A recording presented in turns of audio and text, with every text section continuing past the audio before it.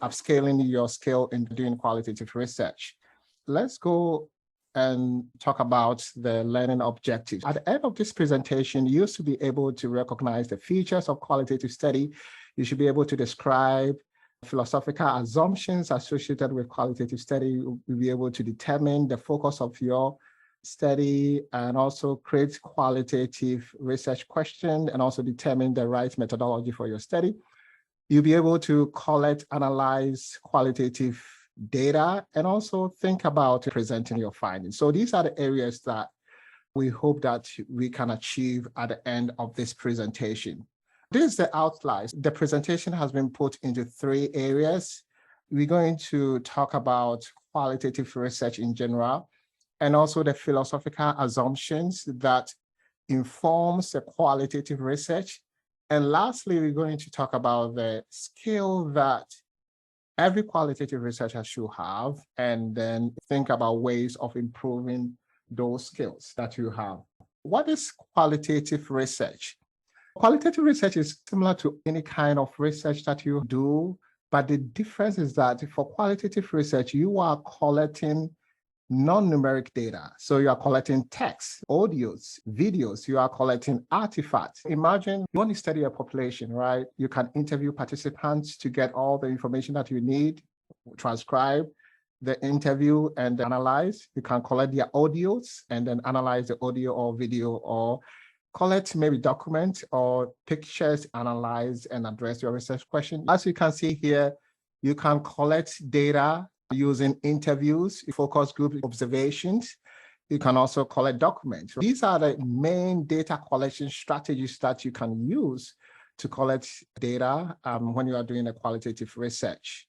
So another one that we have to also think about is the issue of the purpose of the study. Most of the time when you are doing qualitative research, you are focusing on maybe describing a specific phenomenon, right? You cannot focus on exploring, especially when you don't know much about what is going on. You don't know what you're going to get. Not much study has been done concerning the topic. So you just want to explore and see what is really going on. And then you can also explain, examine, and also learn more about the phenomenon. So these are the words that most qualitative researchers use when they are describing the purpose of their study. They can describe, explore, explain, examine. Sometimes they use compare.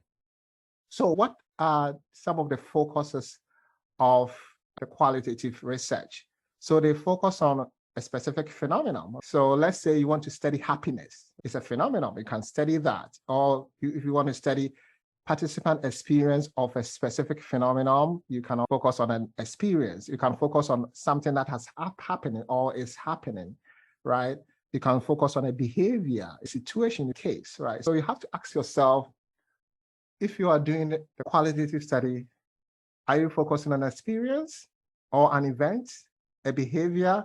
So that will help you to see the kinds of data that you have to collect and who do you want to collect data from. Let's move on and talk about philosophical assumptions. You may ask, what is an assumption? I see it as anything that should exist for your study to be credible or to be true.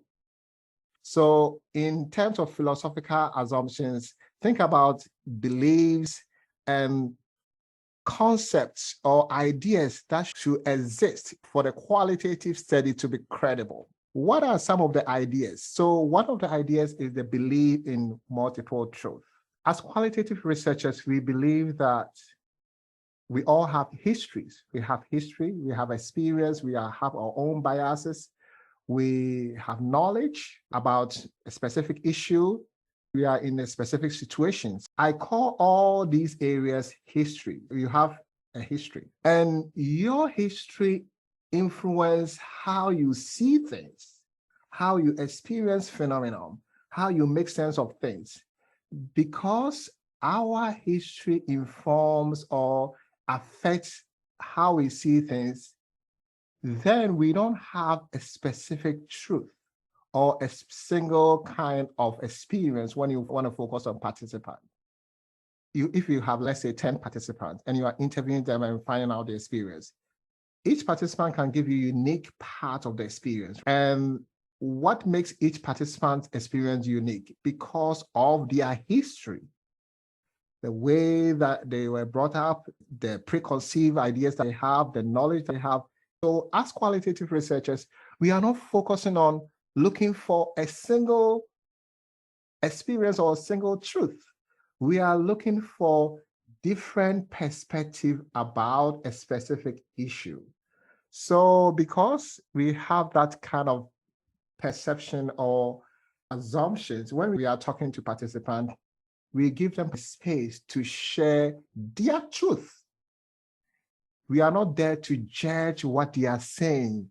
We are there to provide them a conducive environment for them to tell you their experience. So that's all about multiple truth, acknowledging that every participant experience is unique because they have different background, they have different knowledge about a specific issue, they have their own preconceived ideas.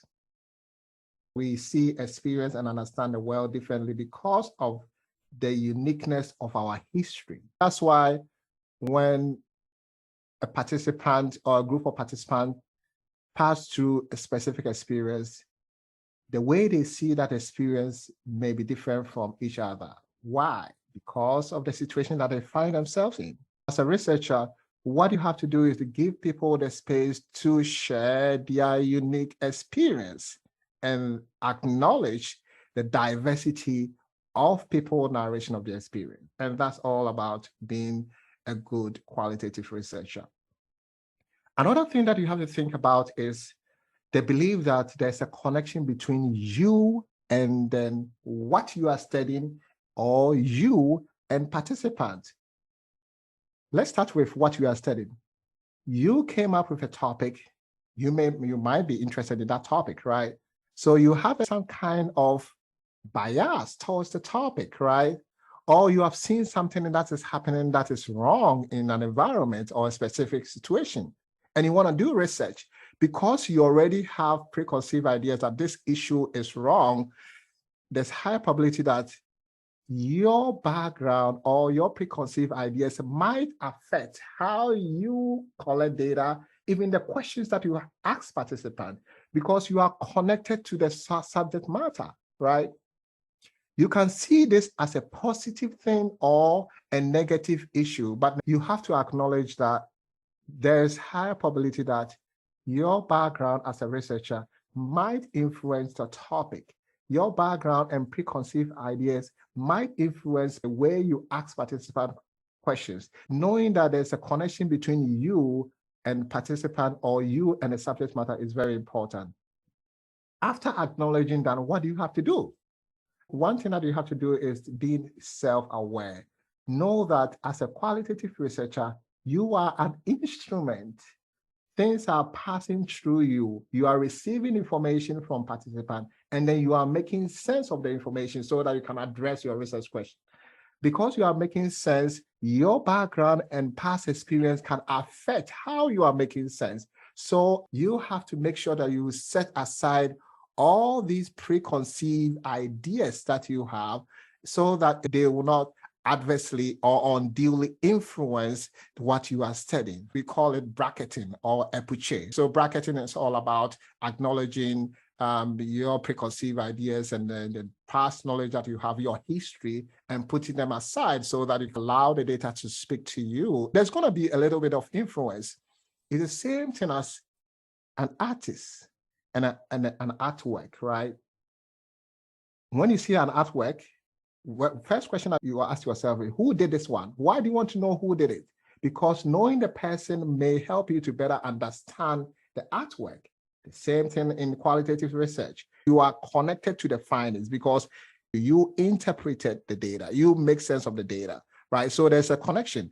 But the most important thing that you have to think about is set your background aside and also let people know who you are.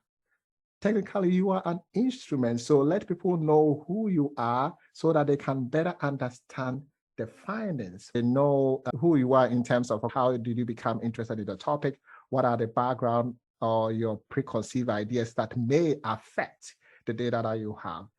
being transparent will help people to better understand the findings, also improve the credibility of your findings, right? So the last part is the issue of the context, right? So our findings are based on the context. We know that the context helps you to better understand what the findings are. It's the same thing as, look at the context like participant history. If you want to understand what the participants are saying, you have to know their background, you have to know the context. The same thing when you are presenting the findings, you have to present maybe demographic information or the situation that data was collected so that people will know the context, to be able to not to generalize the findings, but transfer the finding to a similar context, right? Because we don't believe in generalization of the findings. We are focusing on small participants. We think that the context is very important for us to better understand the issue. And because of that, we focus on helping future researchers to transfer the finding to similar situations, not generalizing the findings. So those are the three assumptions that you have to be aware of as a qualitative researcher. Let's move on and talk about the skills that you have to get. I came up with these skills after working with students for a long period of time. I've worked with students for about 10 years. So when they come to me and they thinking about, okay, so I'm struggling to determine the purpose of my study.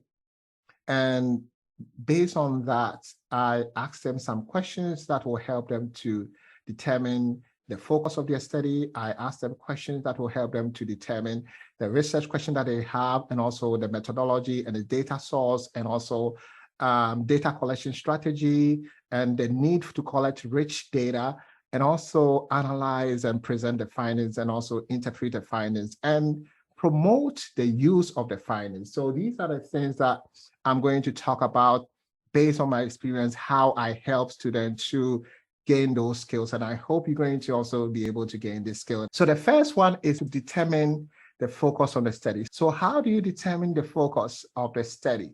There are 4 things that you have to think about: the interest about the subject matter or the topic, what you want to achieve, the source of the data, and what you hope to achieve. So I'm going to break them down so that you know all these areas. So when I meet a student, first I ask them, what are you interested in? What is the problem that you want to address in the study? And what is lacking in the literature that needs to be addressed? So in terms of interest, these are the 3 questions that I ask them. And based on these 3 questions, it will help them to think about, okay, this is my interest, this is the problem I've seen in the literature, and this is what I have to do, right? So these are the questions that you could ask yourself to help you to know the purpose or the focus of your study. So let me give you an example, right? And this one, you don't have to focus on one area. You just have to brainstorm. You are in a brainstorming stage, right? You are thinking about the topic of interest, and then you can go on and think about the focus. So let's assume that we are interested in happiness, right? So I ask you, what are you interested in?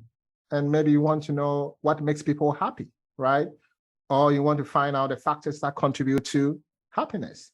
You want to know what the happiness looks like, stresses surrounding the quest to be happy, and what makes people happy at the workplace. So maybe these are the areas in relation to happiness that you are interested in.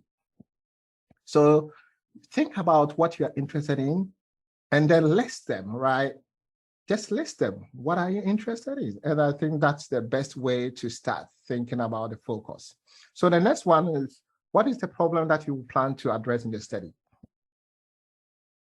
So, you can say that it is the lack of understanding about how happiness leads to work performance. There's a lot of study that shows there's a connection between being happy and doing well at workplace, right? Improving your work performance, right? But maybe there's not a lot of study that demonstrate how the happiness leads to work performance, right? So maybe you want to do research to help you understand what is really going on. Or the second one will be, you have seen that there's not a lot of happiness at the workplace, and you want to maybe explore and find out what is really going on. Why are people not happy at work, right? That might be your problem that you want to address. Or there's limited information on how to make people happy, feel happy at work. So you see how asking these questions will help you to come up with ideas that will help you to, at the end, develop the purpose of the study. Another one, what is lacking in the literature? So this is where, okay, you now know your interests, you know the problem that is happening. We call it the practical problem, right? All these are practical. Maybe you have seen it, you have experienced it, you have heard it, right? But you have to go back to the literature, because if you are doing a traditional research, you want to contribute to the field, right? Before you contribute, you have to know what has been done, right? You cannot just take a topic or identify a problem and say, oh, I'm going to do research to address the lack of understanding about how happiness leads to. Maybe there's a lot of studies that have been done concerning that, right? So it's good to look into the literature, see what has been done, and then based on that, you can identify a specific gap, right? Some of the gaps that you can identify is, we call it knowledge gap. Let's say looking through the literature, you realize that there's lack of knowledge or information about how maybe happiness leads to work performance, right? Or there has been a lot of research that have been done in quantitative studies, right? Or using quantitative approach, but there's limited research done using qualitative approach. So you're going to do research by the same topic, right? But you are using a different methodology, right? That's called the methodology gap. You are either, maybe there's a contradiction in terms of what is happening. Maybe some researchers use qualitative approach and they got a different results, and then compared to people, other researchers who use qualitative approach. So you want to maybe do a qualitative study, right? To fill that or to address that contradiction, right? So because you are focusing on methodology, you're trying to use a different methodology. Or as I said, if nobody has, or few people have used that methodology in this kind of area, then you can do research, right? And use maybe an innovative methodology or method to address the issue that you want to address. There could be a population gap. Let's say the same topic has been done in one country or one city, but you want to do the same research in another city or another country or another location, right? That would be a population gap that you want to fill, right? Maybe the same research has not been done in another city or another country or another location or research location, and then you want to do research concerning the issue, the same issue. Empirical evidence gap. This is more of, let's say there's been a lot of research concerning the topic, but maybe the findings, there's contradictions concerning the findings or the evidence, right? So you want to do research to maybe understand what is really going on, right? So when you look at, you get a PowerPoint and you get a reference, there's an article on this that will help you to know the differences. So this is just a brief information, right? So as I said, you have to, knowing your interest means that you know what you're interested about, you think about the problem that is related to the interest, and you go back to the literature and try to identify a gap that you could fill, right? So the next one is the want, right? So what do you want to do in this study? What do you want? So that's what I ask students. What do you want to do, right? Sometimes you may not have answers. That's fine. But all these are to guide you, to help you to come to the final stage of determining the purpose of the study, right? What do you want to find out? What do you want to know, right? All these questions will help you to get closer to the purpose of the study. Then you have to think about the data source, right? Who do you want to get data from? right? So in this topic, maybe I'm focusing on happiness, right? I have to think about, okay, based on the problem and the gap I've seen in the literature, who do I want to collect data from? What kind of data do I plan to collect? Where do you want to collect the data? And how do you plan to collect the data? So these questions will help you to come up with the data source, right? So that you'll be able to do the study. So the last one is the hope, your expectation, right? So what do you want to see? And what do you hope to gain from this study, right? Because sometimes what happens is that the interests may not go in line after talking to students. Sometimes the interest may not go in line with what they really hope to achieve, right? So me knowing what they hope to achieve will help be able to help students to say, okay, then you have to change the focus a little bit, because at the end of the day, this is what you want to do, you want to achieve, right?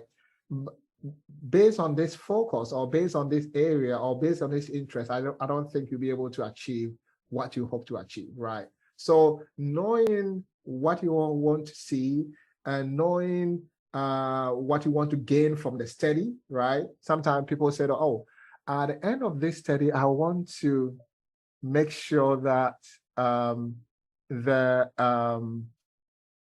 participants have been, participant problem have been solved, right?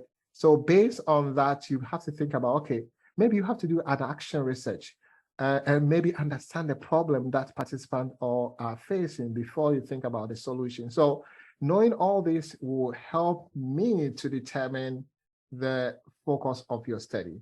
And then what do you hope to use the data for, or the findings for, right?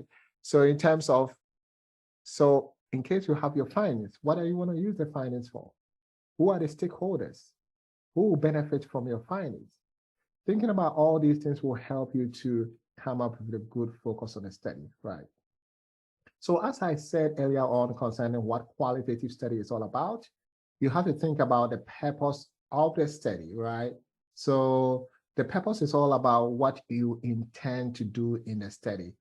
Based on all these questions that I've asked, you'll be able to choose any of these areas, and that will help you to construct the purpose of this. So the purpose might be just to describe a specific phenomenon. The purpose can be just to explore, right? The purpose can be just to understand, right? So these are the things that you have to think about. So let's go. So based on the example I gave, this is what I came up with. The purpose of the qualitative study is to explore from the perspective of healthcare providers living in Columbia, Maryland, what it means to be happy at the workplace, right? So I chose Columbia, Maryland, because it's one of the happiest cities in the US, right? So I just want to know, I just want to understand what it means to be happy at the workplace. And the place that I might be able to get participants to talk to might be Columbia, Maryland, because it's one of the cities that have been listed as the happiest cities in the US, right? So you see how I'm looking for a place that there's high probability for me to get access to participants to talk to, because my focus is to understand what is happiness in the workplace, right? So you see, so based on all these questions, I was able to come up with the purpose of the study. So that's the same thing that you could do when you have an interest in a specific topic and you want to do a qualitative study. If you ask yourself all these questions, you'll be able to come up with the purpose. So the end result is come up with the purpose of the study. The next one is you have to have a skill in drafting your research question. So in qualitative study, your research question should be consistent with the problem that you want to focus on and the purpose of the study, because the problem leads to what you want to find out in the study, leads to the questions that you want to address in the study. So there should be consistency. And the questions should be open-ended. You should have open-ended questions. Because qualitative study is exploratory in nature, you don't want to ask a research question that the answer will be no or yes. If a research question is, are people in this location happy? The answer will be yes or no. Qualitative data cannot address this question. Only quantitative data can address, right? Whether this group of people are happy, right? By measuring maybe their level of happiness and compare with another group to determine whether this group of people are happy. That's why we always focus on open-ended. So open-ended will be to say, how happy is this group of people, right? Or what is the experience of this group of people? Making your research question open-ended is one of the characteristics of doing a qualitative study, right? And it should be exploratory in nature. You are exploring, you are using inductive reasoning, right? You are collecting data to help you to come up with themes and go ahead and maybe develop a theory. And maybe quantitative researcher can take the theory and then develop hypothesis and then test the hypothesis. So you are exploring, trying to find out what is really going on, a process, describing things, trying to identify some concepts, and then maybe relationship between them. You are not confirming anything. So normally we use words like when you're constructing a research question, we start with what, how, or why. So based on the example I gave you, my research question can simply mean, what does it mean to be happy in a workplace? Looking at this research question, it meets the characteristics of consistency. I have identified my problem and I have my purpose. And based on my purpose, I came up with this research question. It's open-ended because the answer will not be yes or no. You have to collect data and then describe what it means to be happy based on what they tell you. Clarity is so clear. Anybody will understand what I want to find out, what I'm looking for. I'm not using any complex terms to confuse people. I'm exploring. I'm not confirming anything. I just want to know what it means to be happy in the workplace, right? So it meets all these 4 conditions. So always ask yourself, does your research question meet these 4 conditions? It's a skill that you have to develop. It's not going to be perfect at the beginning, but as you continue to do it, you become good. Sometimes the best way of doing it is to also help other people, help people to construct their research question, help people to develop their purpose of the study. As you're helping people, you are developing the skill of doing qualitative research. Now we know the questions that you want to ask. So the next one is, what research tool can we use to help us answer this question that I have? There are 4 conditions you have to review, match, describe, and justify. So let's start with the review. So I'm thinking about, oh, I have a research question. I want to find out, what does it mean to be happy at a workplace? What tool should I use? What are the potential qualitative approach can I use? Maybe phenomenological approach, maybe granite theory, or case study. What about ethnography? Ethnography can be nice because I can go and see what they are doing at a workplace and try to observe what they are doing and then gather all the information and address this. Maybe talking to a group of people, focus groups. So thinking about this one will help you to come up with the best research approach. Every research approach has its strengths and weaknesses, right? The most important thing that you have to think about is which one will best help you to gather rich information to address your research question. The same research question that I have, somebody can approach this research question by using a phenomenological approach. Somebody can approach this research question by using a case study. It doesn't mean that one approach is better, but it's based on how you use it and what you are looking for and who you're going to talk to. That will help you. So you just have to identify potential approaches and then choose the one that you think is going to help you to address the research question that you have. It's always good to review the potential research methods, and then you decide which one will be the best. Review by going to studies that have been done that they use that approach. You can look at the textbooks and see how they describe it. And if the description is consistent with what you are looking for, then you could choose that. That's where the matching comes in. You try to match the purpose. So you ask yourself, what am I looking for in a study? What tools will help me to accomplish that? Oh, I'm trying to gather the experience of participants. I'm trying to gather the people who have experienced happiness at the workplace. So when I'm gathering the experience, and phenomenology is all about capturing the experience of participants. Should I use phenomenological approach? Yes, I think so. Phenomenological approach will be the best.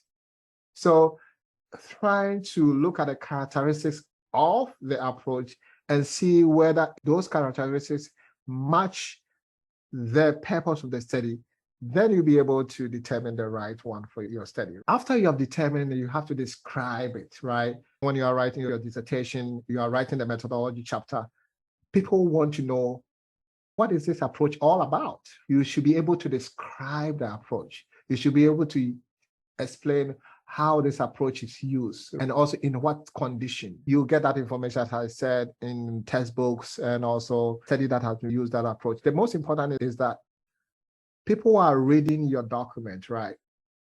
You have to explain to them the characteristics of the tool that you are using, which is the methodology, and then describe the strengths and the weaknesses, because you want them to know that you are aware of all the components of the approach that you want to use to help you to gather rich information to address your research question that you have. Knowing more about the approach is very important. And next one is to justify. People are going to ask you, why are you using phenomenological approach? Why not case study? Why not ethnography? Why?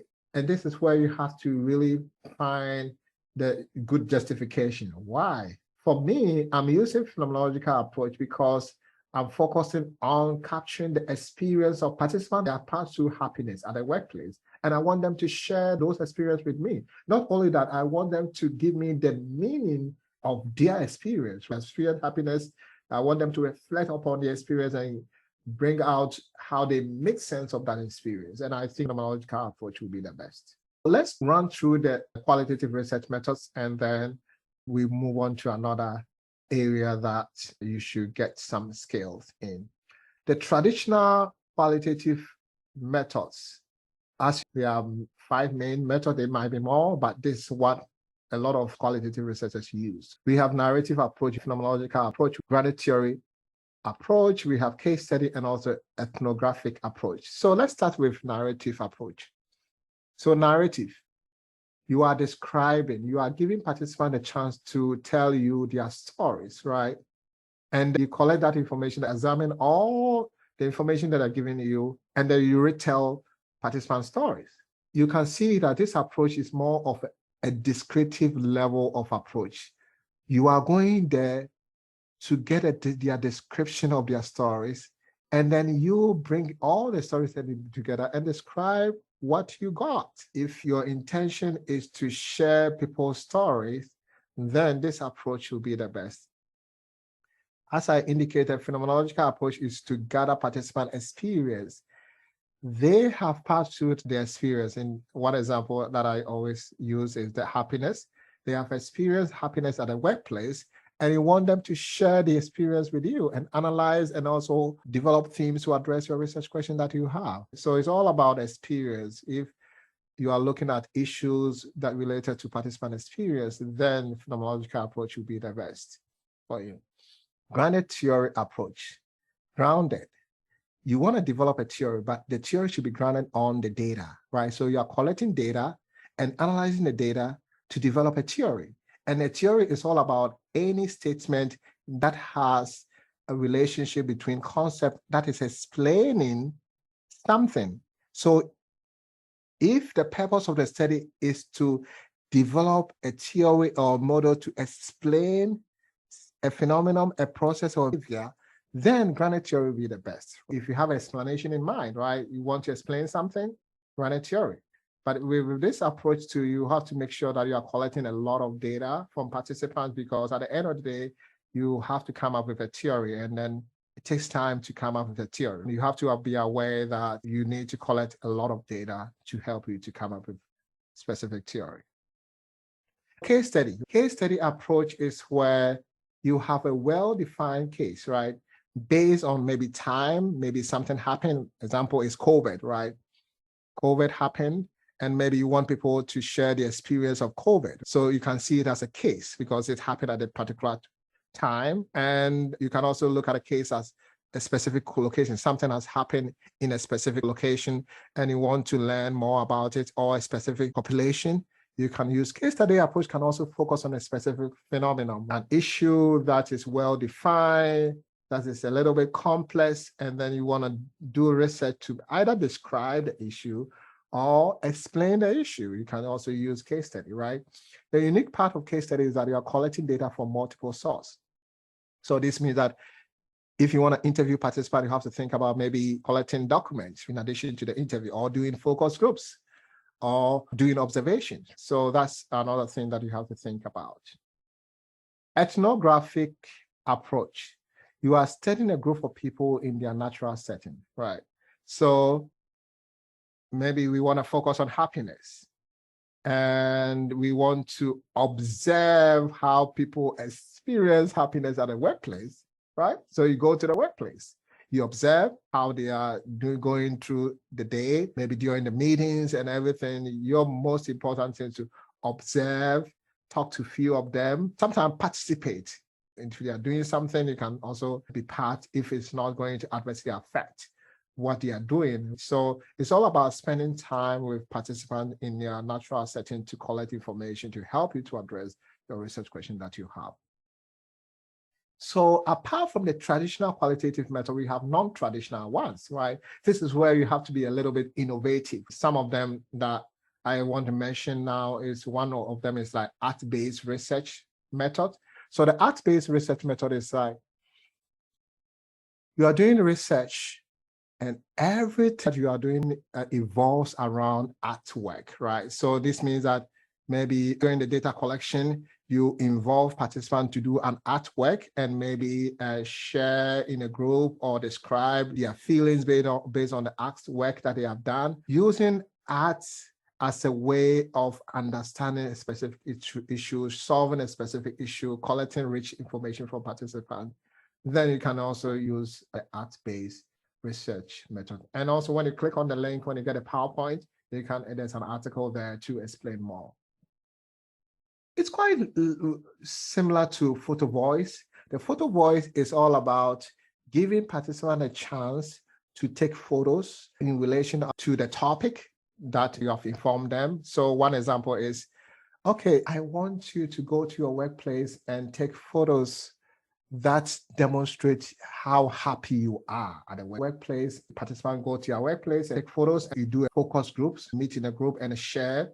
Everybody show their photo and then they describe what they see here in relation to the subject matter that you are researching. So if you are focused on happiness, they use the photo to explain how happy they are or how unhappy they are. So you can see that photo voice is a way of helping you to generate rich information to address your research question that you have. Ethnography is quite similar to ethnography, but this one is a virtual form of ethnography. This means that instead of physically going to participant location, you are meeting participants online, right? They are doing something online. Maybe they have a Facebook group and then you want to research and learn more about the group, right? You can do ethnography. Autoethnography is where you want to study yourself. Maybe you have passed through some experience and you use yourself as a participant and gather all the information that you need, analyze by yourself, and then address the research question that you have.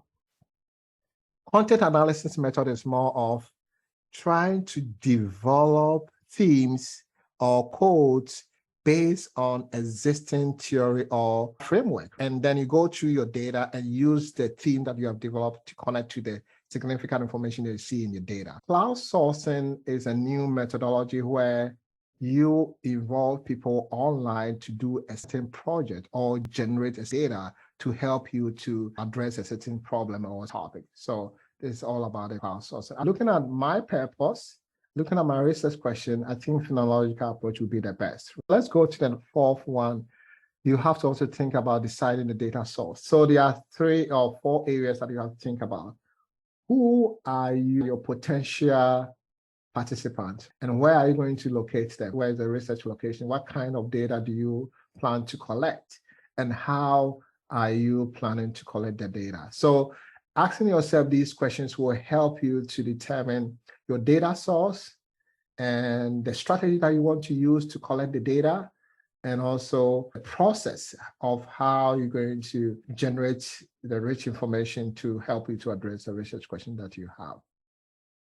So one example for this one, if we are focusing on the happiness, my focus is the healthcare workers who have experienced happiness, right? Who are living in Columbia, Maryland. And then I'm trying to collect interview data. I want to talk to them to get all the information that I need to address my research question that I have. In terms of how, one option is to identify specific hospitals.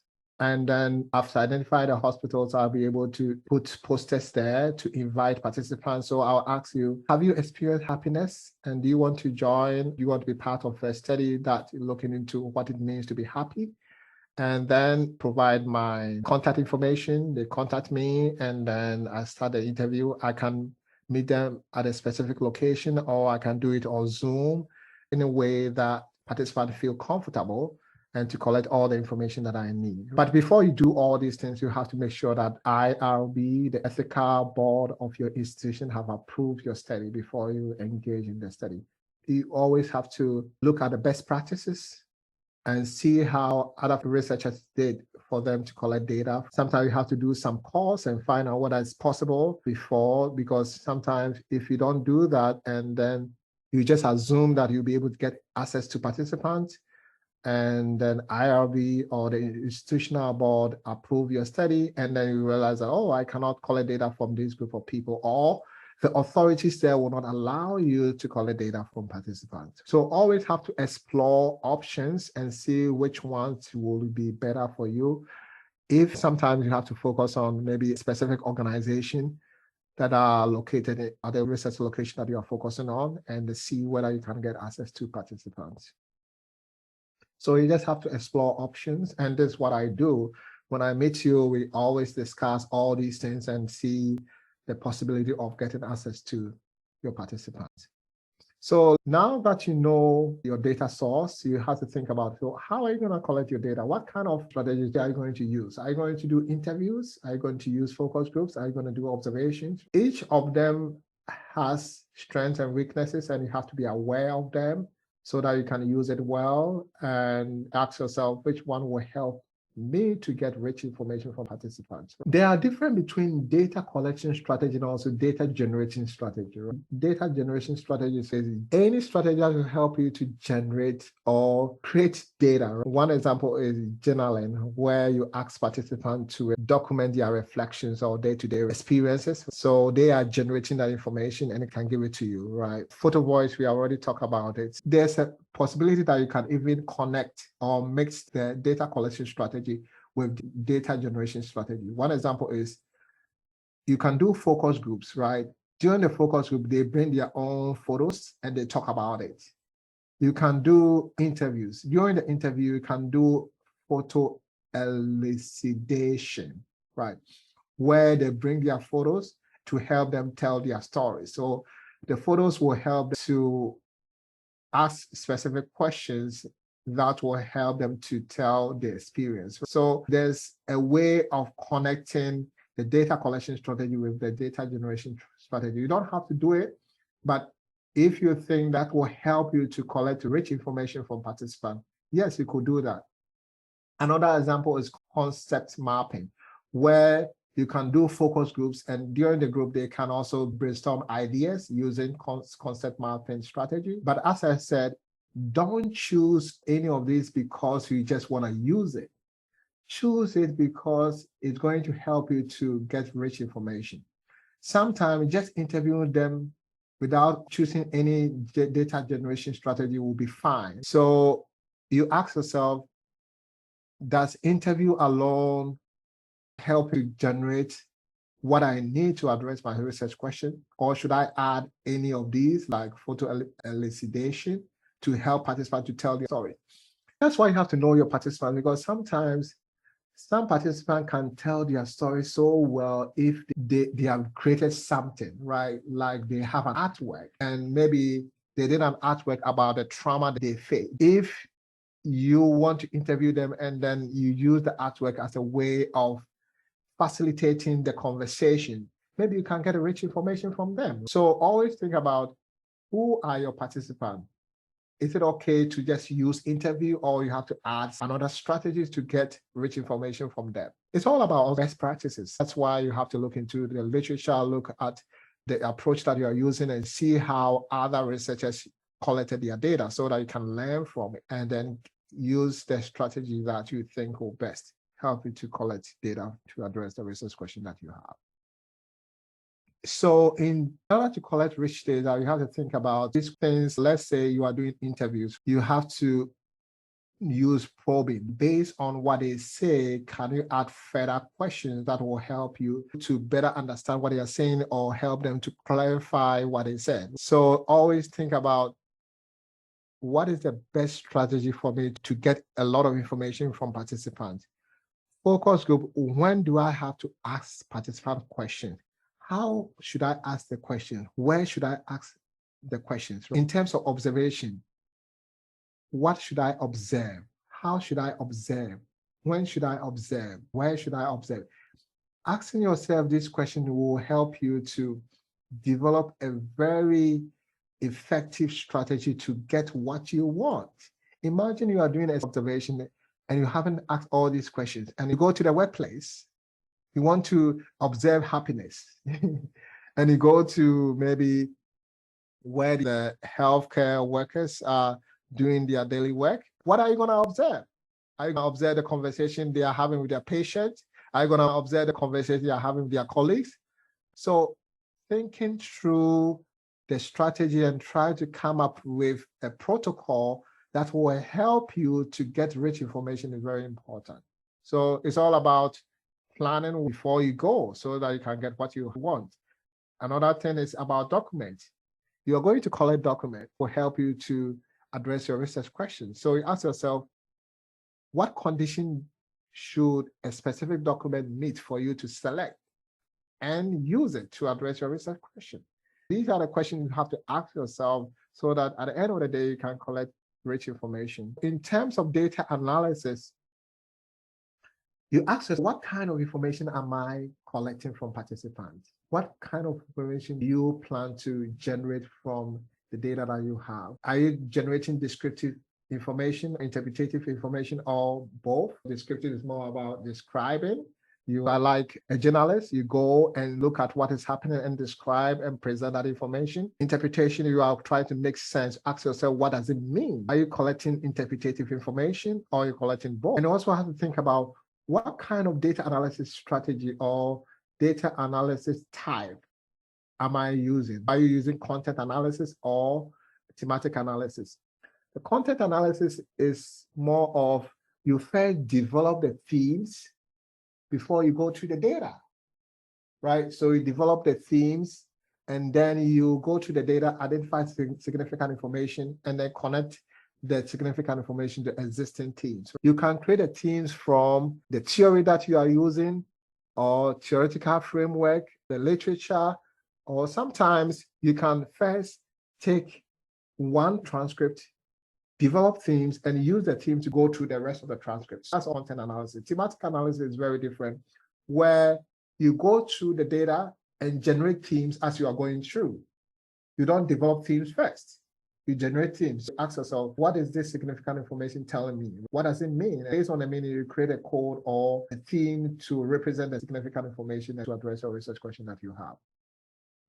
And the last one is the kind of data collection strategy. In my book, The Step-by-Step Guide to Qualitative Coding, I explain these two types, the description focused coding and also interpretative focused coding. The descriptive focused coding is all about identifying significant information.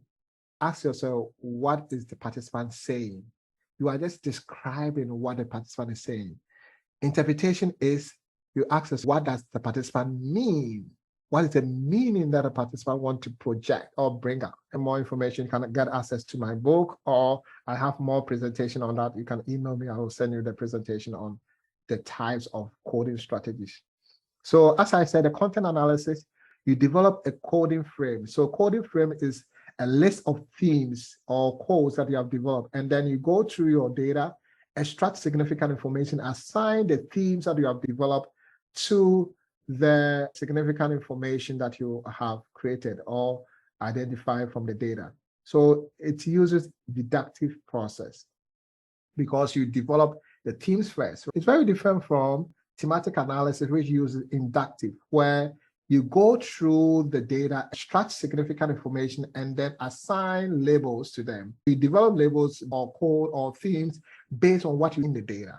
When you are presenting your findings, there are 4 things that you have to make sure that you are doing. The first one is you have to make sure that the findings are representing the data. And the findings are addressing the research question. The findings are credible and clear. In terms of representing data, what you have to do is that you have your transcript and you systematically identify significant information. Is any information that is helping you to address your research question. When you identify significant information, you develop a code or a label to represent that. So it's more of a data reduction, or you are summarizing the data, but in a systematic manner. So at the end of the day, you have to demonstrate how you develop all the codes, come up with themes, and how the teams are addressing the research questions so that people will believe what you found. Your themes or the codes that you come up with should represent the data that you have. Then it's also have to address the research question. So when you are presenting your findings, you are presenting in such a way that the teams are addressing the research question. And in order to ensure credibility, you always have to show people how you arrive at your themes. You cannot just say that I went through the data and these are the things that I found. Nobody will believe. But if you can describe how you extracted significant information from the data, how you develop codes, and how you categorize the code to develop themes, people will believe what you found. Also, when you are presenting your findings, you always have to think about your audience. You are not just throwing information to your audience. It's going to be boring, right?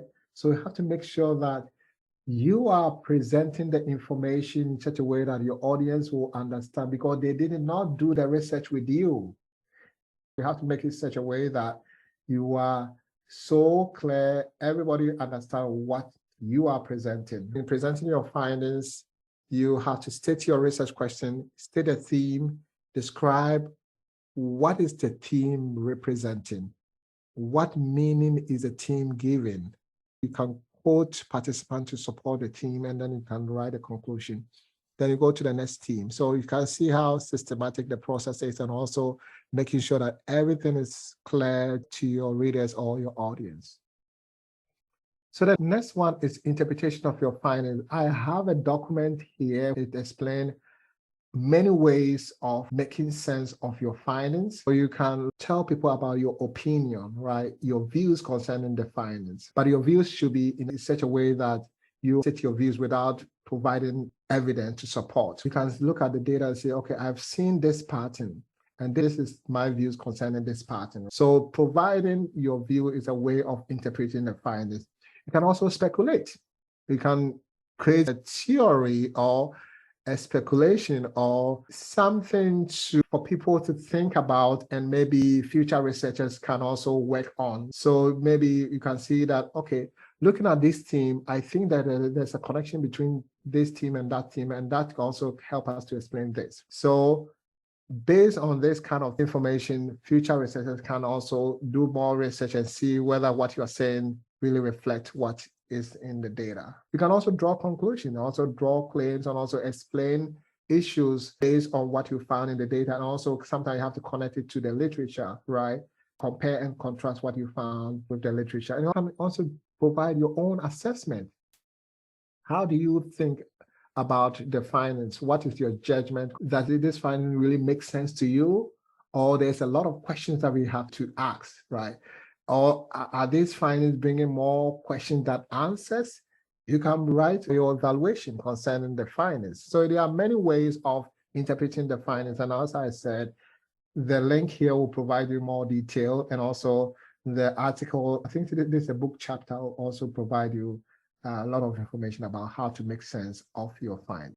Last one that I want to talk about is promoting how your findings should be used, or how your study should be used. It's very important because sometimes you just present the findings without thinking about, okay, who is going to use these findings and how should they use it? So you identify specific stakeholders, right? So the example about happiness, after presenting the findings, I can talk about the fact that maybe what stakeholders in the hospital leadership should think about, the policymakers, and anybody who you think might benefit from your study should think about.